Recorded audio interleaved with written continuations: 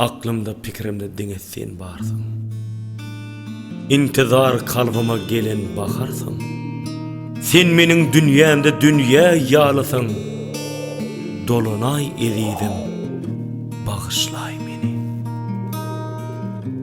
Yenide dolanıp bu sarı gözler,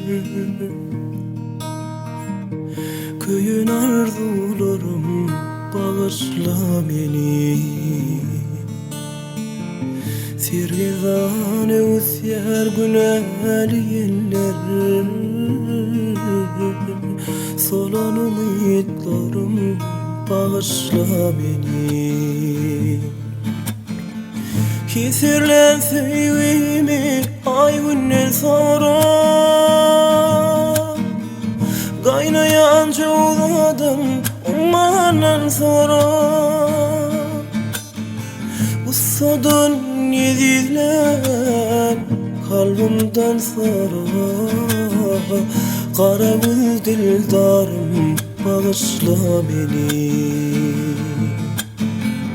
Solurum gitsin, varlığın duyup, umidum gülmesin, cemalın görüp.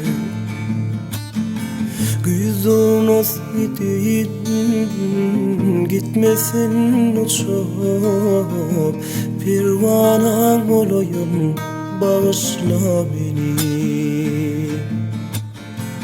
Kesirlen sevimi ay günden sonra, kaynayan çoğuladan ummadan sonra.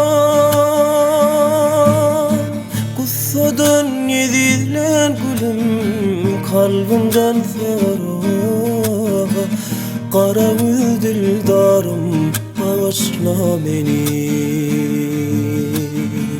Kussadan yedilen gülüm kalbimden sonra,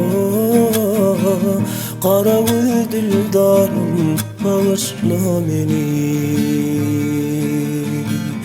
Kara göz dildarım, bağışla beni. Kara göz dildarım, bağışla beni.